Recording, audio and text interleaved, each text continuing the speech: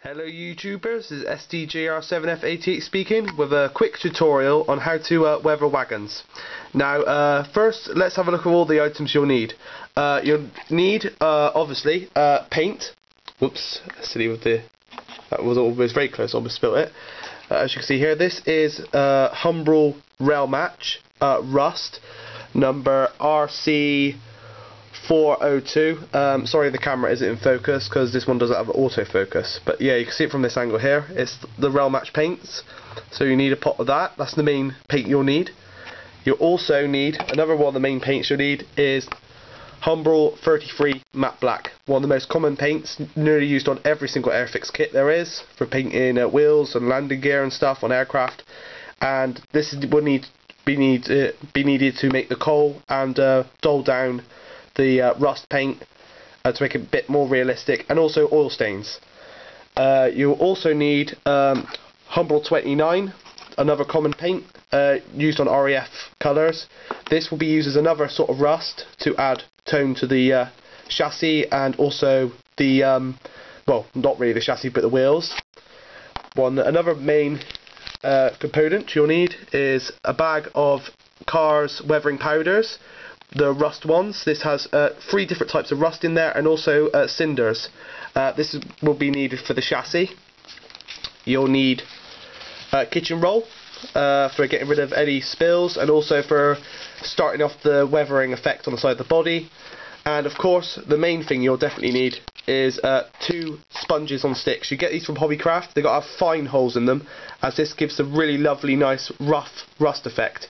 This is the main key components you'll need here.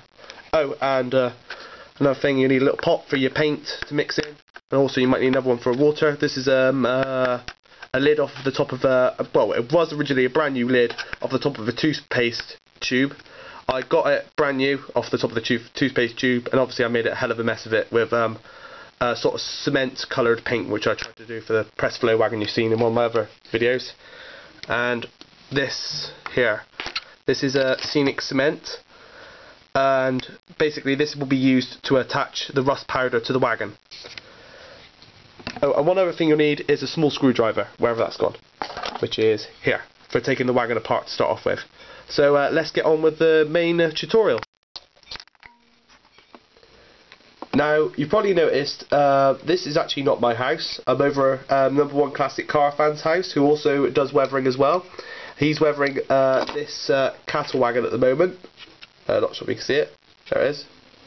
But yes, he's weathering this one at the moment, while I'm weathering the this sloped side 16 tonner I was mentioning about in one of my channel updates.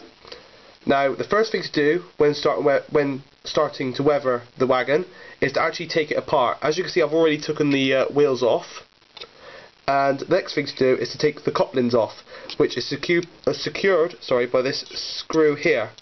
There's also one on that end, but to save time I've removed that one. So basically you just simply find a small screwdriver and unscrew the screw. Now, you've got to make sure you don't lose the screws.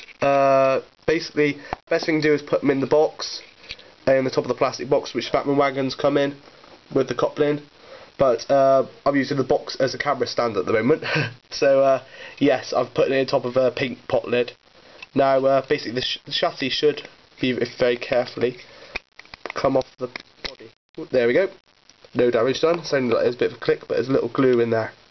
So yes, as you can see, all the body's off there. The weight inside, that's secure, so that shouldn't come out. And basically, now we're on to the painting. Now, the first thing to weather on the wagon, I feel, be the body. The body, the main things to start off with is with the rust paint as it is. Just stir it up, basically. Don't have to add any black to it in the mixing pot, just keep it as it is, because it's a bit too pale, but it's good for a little undercoat.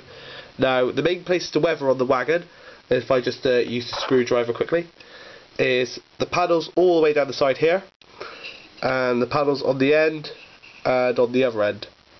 Right, now what I do is I stir the paint around a bit, and I get a little dollop on the end of the cocktail stick. That's one thing I forgot to mention. You need cocktail sticks. and then I dab it onto a piece of tissue like this. Might need a bit more than that. Sorry if it's not on the shot at the moment. But there you are. Just roll it about on the tissue a bit. Then I get another piece of kitchen roll. You see here, and I dab it into the paint. So I get a nice little splodge on the kitchen roll, but it's not too thick. Then what you do is just simply find the panel you want to do and just simply drag it across. Just rub it in downward motion.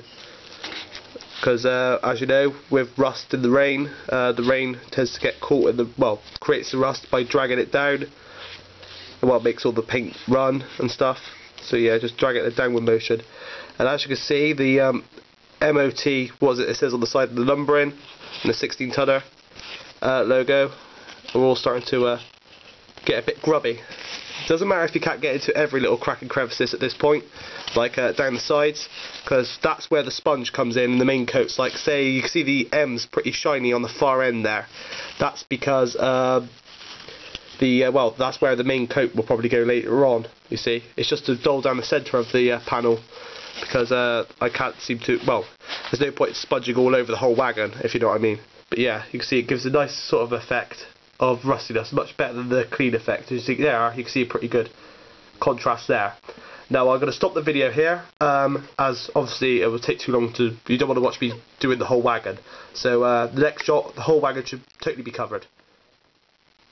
Right, now as you can see, I've just done a very light, well, rough coat over the top of the wagon. As you can see, the white markings on the side of the wagon have really been dulled down now.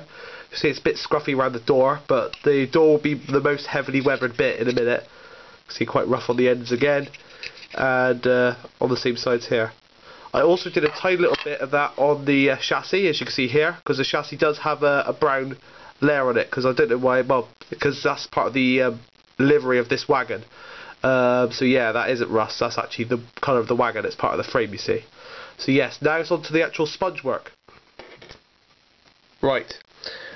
Now how to do the sponge work, basically you mix some black paint, I'm not sure if you can see it, sorry, light, there you are. Some black paint in with some brown paint. It looks a bit sloppy in there, but that's actually all mixed together perfectly at the bottom of there, because some of the blacks from the old paint are mixed in there. So you basically give it a good old mix round sort of thing. Make sure you get most of it really mixed together. I say the best level of well, best effect, rust effect, I reckon is 50-50. 50 of that Humbrol rail match rust, as you can see back there, and 50% Humbrol 33. Basically, like I said, give it a good stir. Then really get your cocktail stick covered in it, and dab it like on the other one onto the tissue. But you know, leave it as quite a thick blob, basically, like a bit thicker than the other one, as you can see, like so. When you've got your little thick blob like that, you get your sponge. Now these sponges I got from Hobbycraft. They came in a big bag, loads of different sizes. There's some really big ones, but the main reason I bought them was for this size here and this size here. These are perfect size ones for the wagon. Now especially this one, because this is perfectly, you know, because obviously the top of the wagon is square like the sponge, and so are the sides. So yes, what you do is you dab the sponge in the paint. You just dab it a bit just to get a tiny little bit off, because you don't want it too thick. Then basically you get the wagon. Not sure if it's in focus, sorry. Where's the focusing bit? Oh, sorry if I can't focus properly, but they are. Then you just simply sponge away on there, and basically dab it along the top. Looks quite rough at first, but then you just get the dry edge. You just turn it around. You can see, sort of giving it a bit of a dark effect. Now, what you do is you get a bit of tissue, and if you put too much on, like I have down at this end, stupidly, obviously as the first go, you give it a good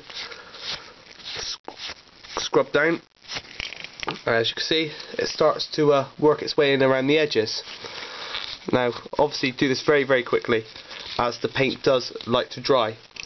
So basically, the first layer, you do this, basically all the way around, basically adding the second layer of running rust, basically, to the, oops, got that off there,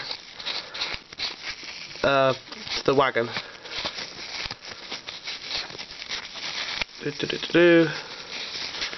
Oops, there's a bit of black paint on there. I'll add to the cold effect.